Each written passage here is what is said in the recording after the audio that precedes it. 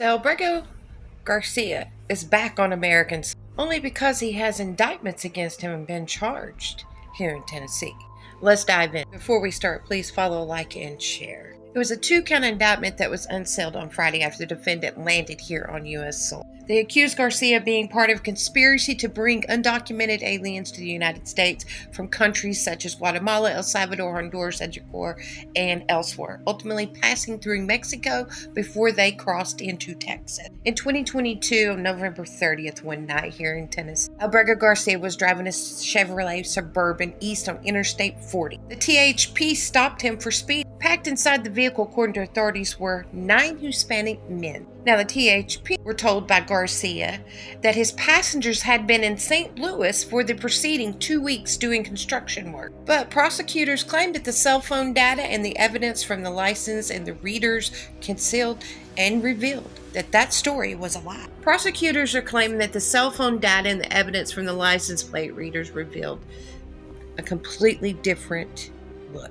Specifically, that the defendant had been in Texas earlier that morning and had not been close to St. Louis within the prior 2 weeks. No one in the vehicle had luggage or even tools consistent with this construction work story. The government also learned that after obtaining the defendant's cell phone records, that at the exact minute on the BWC footage that the defendant told the THP officer that the defendant was going to call his boss. The defendant placed a call on his cell phone to the owner of the SUV and one of his fellow co-conspirators. Now, this co-conspirator was previously convicted of alien smuggling.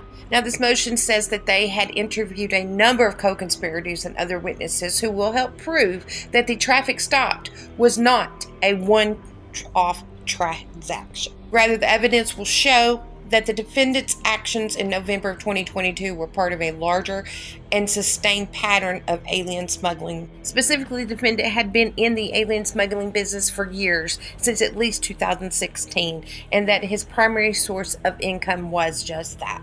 The motion claims that herbrego Garcia transported approximately 50 undocumented aliens throughout the United States per month for several years. Also, it will show that herbrego Garcia was able to participate in a murder of a rival gang member's mother in El Salvador to become a member of the notorious MS-13 gang. You can see he had stated that it was fear of retaliation by the rival gang that resulted in the defendant's own actions, that it was on the basis for his claim for asylum in the United States. Prosecutors will argue. The motion will also show that the detention also claims that the other conspirators were concerned about the defendant's abuse of undocumented females that they had confronted him about on multiple occasions and told him to stop.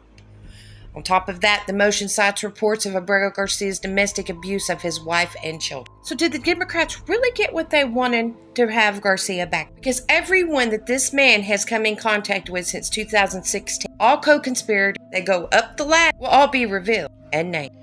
Ben Schrader, the AG of Nashville, is saying that he had stepped down on the day that this indictment and charges came out. You got ABC, you got CNN, all boasting that he resigned and walked away as a result of not wanting to prosecute this case or be part of it. But that is a bullshit narrative that they want you to believe. Because see, our very own mayor of Nashville, Marsha Blackburn, has called for the DOJ to investigate the Mayor O'Connell's following ICE operations in Nashville because he wanted to try to obstruct it. You see, this Nashville mayor showed efforts to assist illegal immigration screens violation of the federal law, says Councilman David Bennett. So now we have Ben Schrader, which has been investigated as well. So to think that he just nicely stepped aside because he didn't want to prosecute this case. This has been going on since 2016. There are many people that are completely attached to this case. Because see, the information of the Immigrant and Refugee Rights Act